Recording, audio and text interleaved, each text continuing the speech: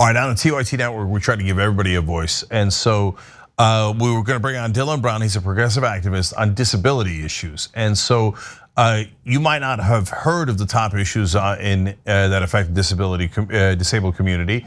And that's why we want to share it with you guys. So let's find out. Dylan, how you doing, brother? Good, how are you? Excellent. All right, so Dylan, just first, obviously you're in the disabled community. What are your disabilities? So I have never gotten a formal diagnosis. I've had multiple visits with neurologists and I've gotten a whole bunch of different diagnoses. Basically, I'm just disabled, almost completely paralyzed from the neck down. I got you. Okay, so obviously it's personal for you, and so we can understand that.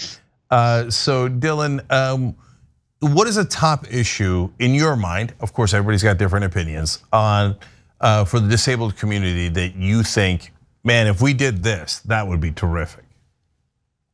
Well, okay, speaking just for me, I require basically 24-hour care, if that wasn't obvious.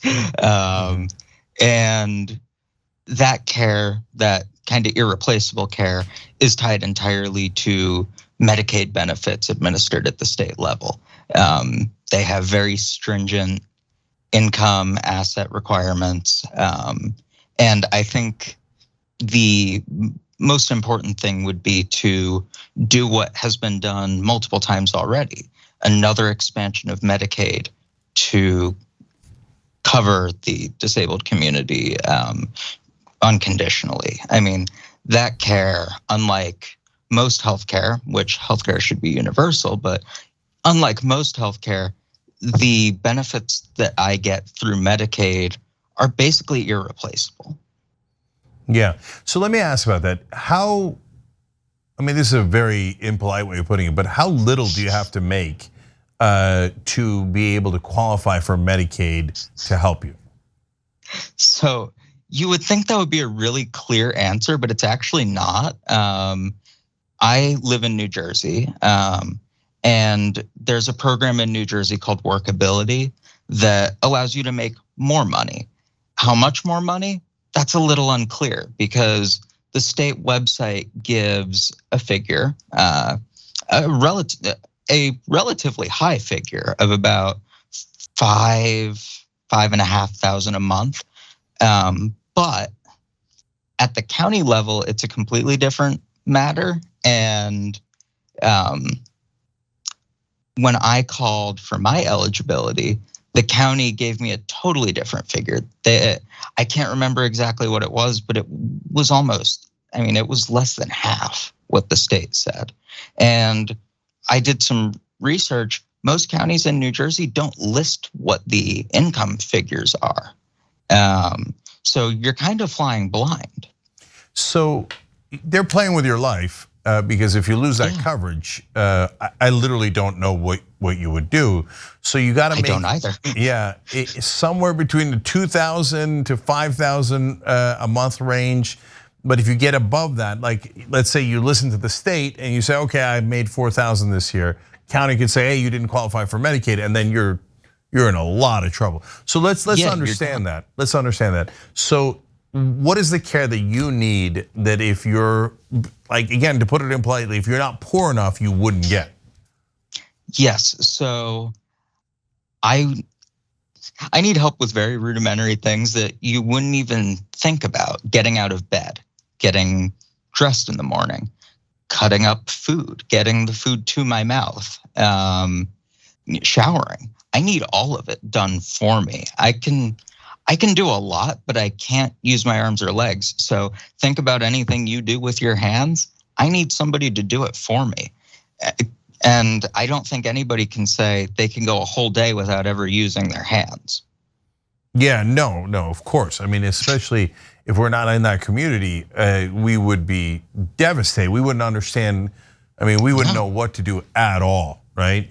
And so if they take that away from you, I literally don't know what happens. So what you're asking for is to expand Medicaid so that it covers, it doesn't just cover people making $2,000 to $5,000, but it covers everybody. Do I understand that right? Yeah, there's no. Okay, I don't think there's an argument for income requirements for healthcare anyway, but there's even less of an argument for it when the care is quite literally irreplaceable and life-sustaining. So yeah, we've expanded Medicaid twice in American history at least.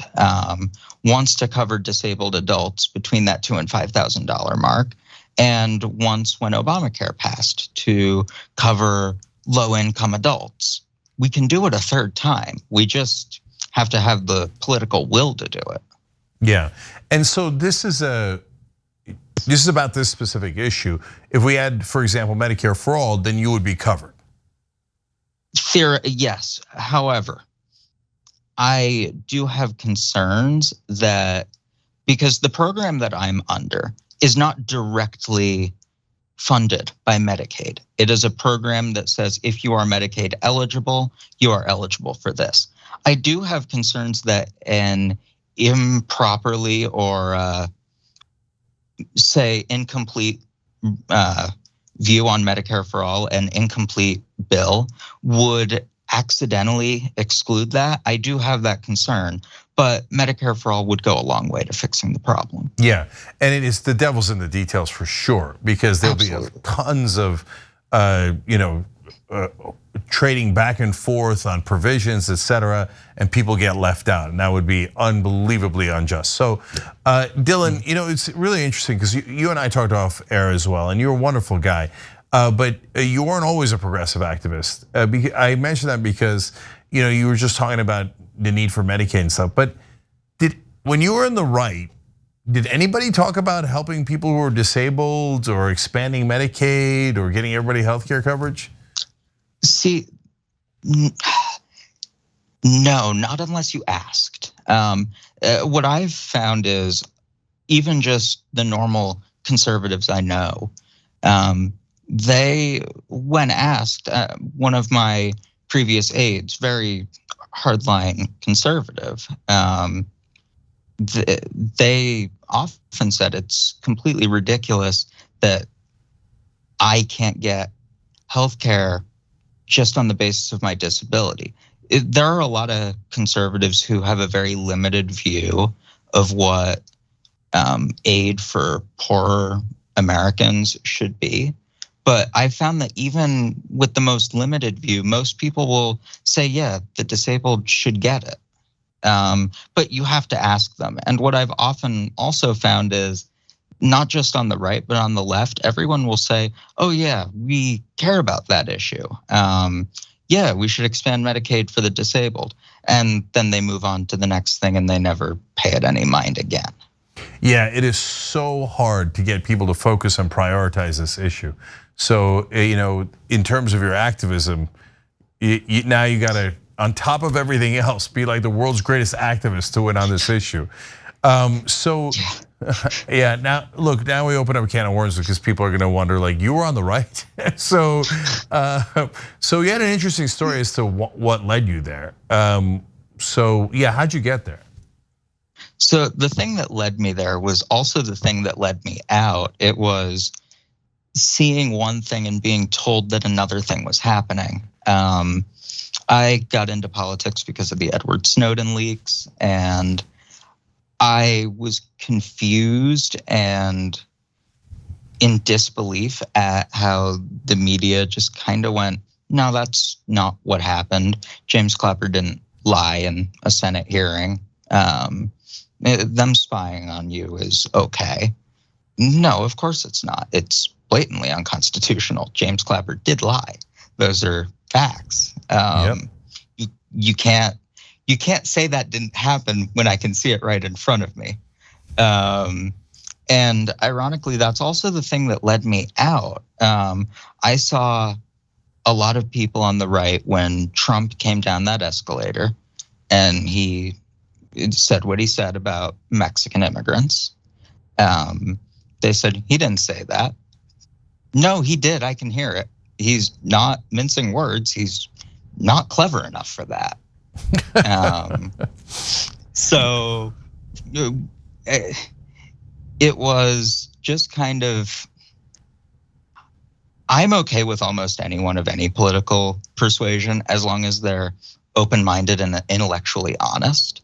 I like talking to people I don't agree with. I think it's a lot of fun, but I have no patience for people who tell me don't believe your lying eyes. Yeah, you know what? I might start calling that the Dylan standard. Like it's such a simple standard.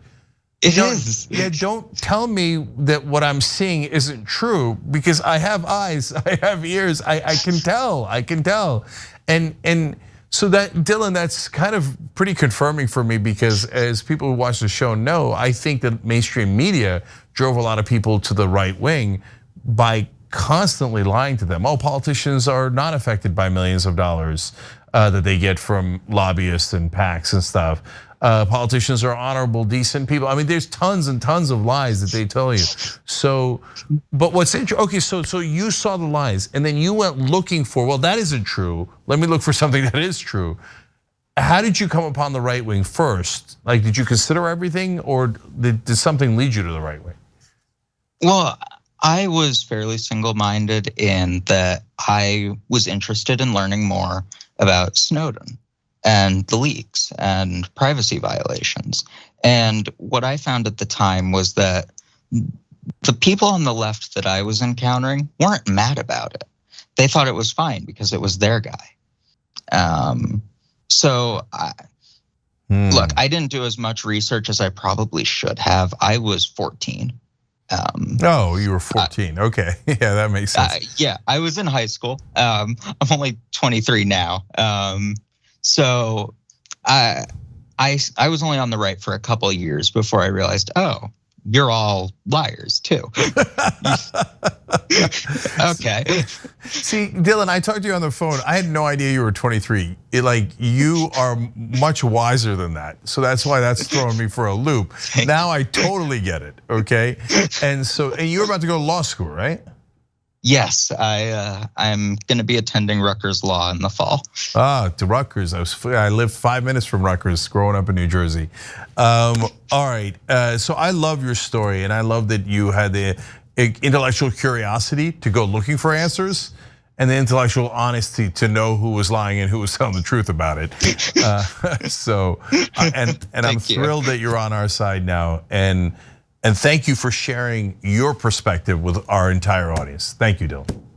Thank you for giving me the opportunity. I hope that people listen and consider it a little more. We're a bigger community than I think people realize, and we're only gonna get bigger as time goes on. Yeah, this is gonna be a more important issue, especially if the left gains more power. All right, Dylan Brown, progressive activist now, and standing up for the disabled community. And we love that you're fighting for what is right. We appreciate it, Dylan. Thank you. Thanks for watching The Young Turks. We really appreciate it. Another way to show support is through YouTube memberships. You'll get to interact with us more. There's live chat emojis, badges. You've got emojis of me, Anna, John, JR. So those are super fun. But you also get playback of our exclusive member-only shows and specials right after they air. So all of that, all you gotta do is click that join button right underneath the video. Thank you.